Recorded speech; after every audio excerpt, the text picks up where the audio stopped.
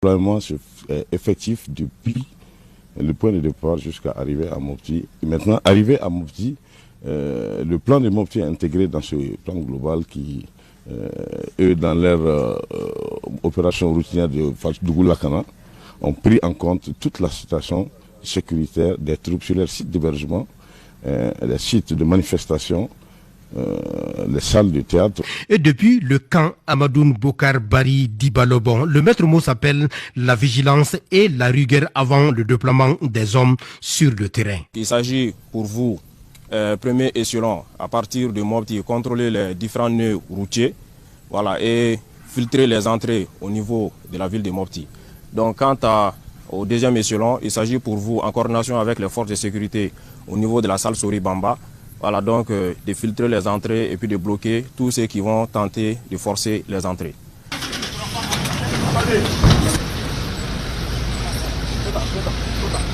Lors de cette patrouille mixte, tous les véhicules sont fouillés et même ceux des autorités, comme pour dire que la confiance n'exclut pas le contrôle.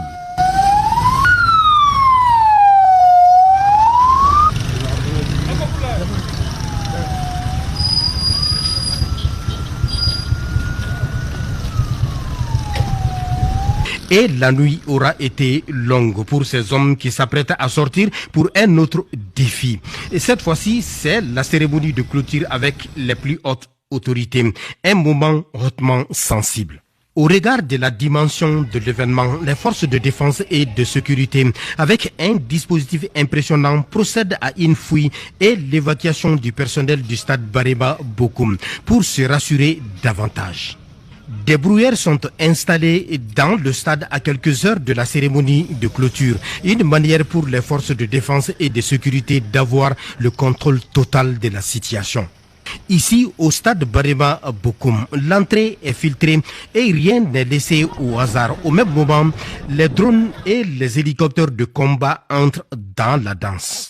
Force est de signaler que la réussite de la Biennale Mopti 2023 est la confirmation de la montée en puissance des forces armées maliennes. Le fait que nous avons pu préparer et mettre en place cette opération, ensuite dérouler cette opération du début jusqu'à la fin sans qu'il y ait un seul incident, alors nous pouvons bel et bien dire que cela constitue une confirmation de la montée en puissance des FAMA. Les unités en mouvement ont quand même fait des interpellations.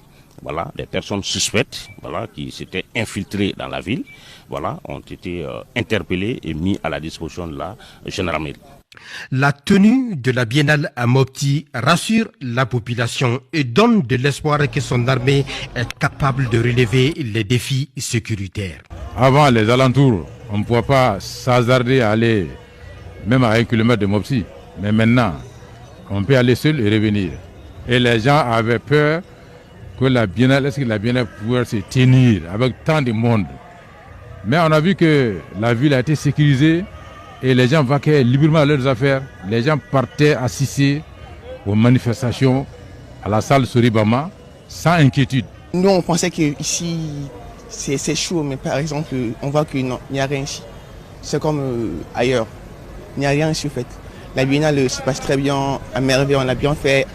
Alhamdoulilah aussi, ça finira très bien aussi.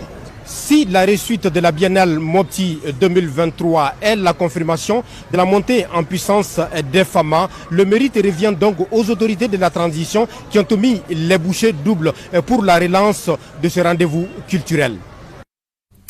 Et cette mauvaise nouvelle, 13 blessés, un mort et le bilan, c'est le bilan bien sûr de l'accident de la circulation survenu ce matin avec la délégation régionale de Sikasso de retour de la Biennale Mopti 2023. Un incident survenu à quelques kilomètres de la ville de Koutiala suite à une coalition entre deux cars. Aussitôt informé, les autorités de la région de Koutiala ont entrepris les mesures urgentes pour l'évacuation des blessés au centre de santé de référence de Koutiala. Ils ont reçu les premiers soins en présence du gouverneur de la région de Sikasso.